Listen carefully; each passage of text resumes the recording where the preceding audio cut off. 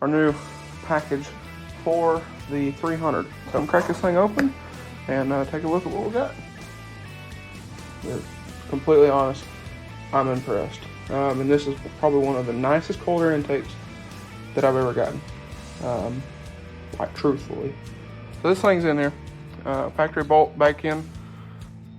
All right, so we got, well, it's installed.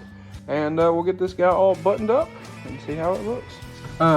You can hear the grunt of the engine now, which is amazing. So I'm gonna shut up and I'm just gonna let y'all listen.